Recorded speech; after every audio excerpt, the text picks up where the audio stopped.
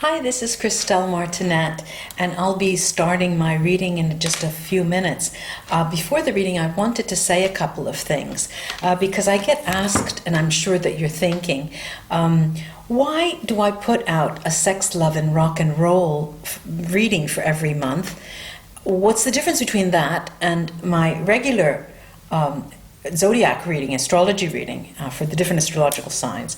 It's not an astrological reading, it's for the zodiac signs. What is the difference? Well, as a child, my mother was a seamstress, and she always told me, you know, if you have to go to bed, you put a pajamas on. When you wake up, you wear a robe. When you go swimming, you wear a bathing suit. When there's a moment, there's a role for every moment, and there are clothes for every moment. And there's language, from my studies have taught me that there's language for certain things, and you need to use the proper words to name certain things. Regular readings don't go into the topic of sex. They do at a different level, and they don't always speak of love, and they surely don't speak of our shadow sides all of the time. And plus, I do these readings with using a certain language and a certain the attire to get in the mood, just like my meditation. So this is just a preamble to let you know why there are two different readings, and I hope you enjoy them both. I'll be with you in a second with the reading. Hello, ladies and gentlemen. This is Christelle Martinette with another sex, love, and rock and roll reading for the month of November. We are in November, and this is a reading for the earth signs, Taurus, Virgo, and Capricorn. Sex, love, and rock and roll. And I'm here with my Halloween attire, trying to get into the mood. Let's see what holds in store for you here. I have the Casanova deck, tarot deck, this lovely Casanova deck that is quite different from normal tarot decks, as those of us who read with them know. And they're not to be taken lightly, the changes that we see and the messages that we read in these cards. But let's say they do put a different spin on the messages that we receive. So I'm going to open Taurus, Virgo, Capricorn on month of November and put a 7-card spread. Wow. Starts out with a bang. Starts out with a bang, I must admit. Okay, with 7 cards, there are 3, and there's a focus card in the middle then. I'll show you them one by one. And then it gives me the possibility of mirroring the sides. This first here is, I hope you can see that, is the 9 of Cups. Lovely redhead there, giving a man without a mask, alas, giving him head. And that is, ladies and gentlemen, the 9 of Cups. This deck does have a tendency to be male-oriented, but, you know, we'll see. All right, this is the, I hope you can see that. It is the Empress card. Empress card. It's one major arcana.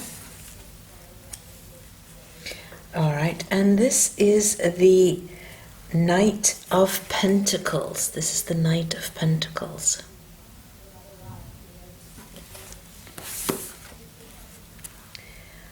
Okay, and this is the 6 of Swords. 6 of Swords. You see the typical boat there that is often seen in cards, the Rider-Waite cards especially. And this card is the 4 of Cups. 4 of Cups. That usually is a message of boredom, but it doesn't seem like boredom to me in this bedroom.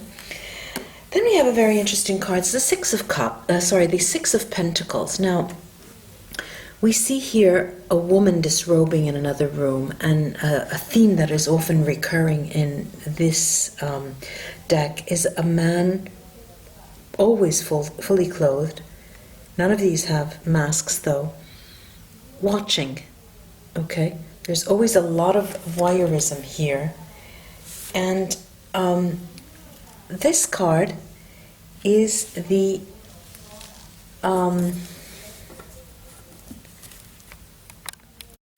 Five of Cups here, and it's very telling, this card. This is a nun, a sister from the Roman Catholic Church, and a man. And, you know, the theme in this deck about religion overlapping with sex is also at the basis of much, and you'll see the characters. The magician, for example, has the clothing that seems from the clergy. And in this case here, you know, it's that forbidden fruit. You know, we're looking at that forbidden fruit. And for you, Taurus, Virgo, and Capricorn, what is this telling us? All right, now, we have the focus of the deck, of the spread. The focus is on the Six of Swords. And the Six of Swords tells us that you are traveling somewhere, all right? You have left your swords aside, and you're going somewhere, going towards typically a better place, they tell us. They tell us. All right, now, we have these two cards, all right? Now, all right, we have the Nine of Cups, the epitome of what you could ask for, let's say, both male and female, the epitome of what you would desire in the bedroom and your partner, how they can service you. All right, we can change the roles if you like here. And at the same time, it's mirroring the forbidden fruit. Now, this is counseling us to strike a balance between the imagination, the desire, and the actual deed, and telling us how important desire is when it's linked to something that is forbidden. And it's almost as if it's telling us you need to balance the way you administer your services, let's put it that way, and add more food for thought, as the mind also needs to desire. Okay, so I think what this pair is telling us is to use the mind more than the mouth. Okay, if I could put it myself like that. All right, now look at this beautiful pair. We have this beautiful Empress, all right, and the Empress is alone here, but she's alone with her thoughts and her dreams. Now, why is it that the man, and always in this deck, men are always spying women, all right? And it goes to tell you the role that, at least in this culture, the woman has as such a mysterious person, such a mysterious being for a man, that they need to watch them and spy on them, almost as if they could learn something. And learn something not, well, more, there are two ways here. They can learn something for themselves to feed their own female side, and also to learn something so that they could feed it back into giving pleasure to that female role. Okay, very interesting, this. And then we have, of course, this Four of Cups, and this is, you know, they are, and I want to say talking, they are talking. You know, there was a subscriber that said, you know, these cards are very osé, you know, they're different, typical for an American audience, and I did say in another video as well, well, you know, not only American people are watching, there are people all over the world. I read for people from all over the world. And this is our Knight of Pentacles. This is the Earth sign, okay? This is the Earth sign, and the cups here, the Four of Cups. What is it telling me?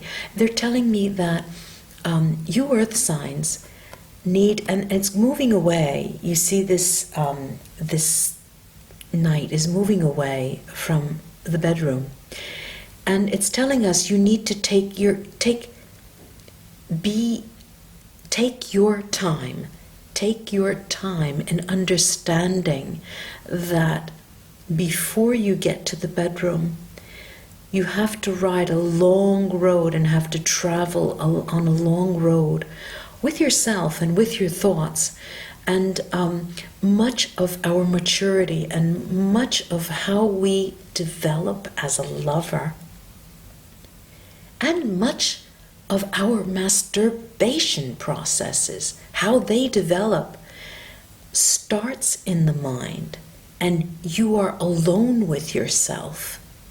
And the way it develops is also a reflection, if I switch it this way, of how you communicate verbally and sexually in the bedrooms. And then, of course, this, you know, moving to better waters. And it's a long road before we get there, my Earth signs. I'm going to take the Vera Sibilla here on a few of these cards, although they're lovely, all of them. They're lovely, all of them, really. This Five of Cups, the forbidden fruit. How forbidden is it? Let's take the Sibilla on that.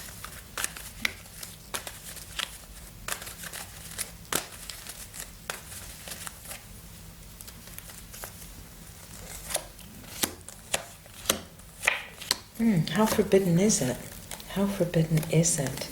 All right, we have here, at the house that you see, could almost be one of those palazzo, one of those buildings in the Venetian times. It doesn't even look like a house. It looks like a stately building, I often say. It is a sort of institutionalized house. It could be a place of work almost. And the communication, written communication, and happiness, alegria, with family and friends, okay, with your friends. Now, I'm illuminating the Five of Cups, and it is as if you are, this is dirt, they're doing the dirty deed with people who they shouldn't be. So let's say that this is forbidden, all right? It's forbidden, but it's occurring, at least in your mind. Now, this means that you are far from home mentally and figuratively. You are far from home. The communication that occurs, and I'm talking about, this is an interior dialogue. The communication that comes up is of a nature, we did mention masturbation, that is a theme that's coming up in this reading for you, my Taurus friends, and my Virgo friends, and Capricorn friends, my Earth signs. This is coming up again, but a joyful being alone in preparation for those moments, knowing ourselves, knowing what we want, knowing how we function as lovers, what we are willing to give, how far can we go and not preclude our own sexual happiness and ecstasy. Okay, this is a card that's telling us the mind needs to work this month. The mind is working very, very much this month.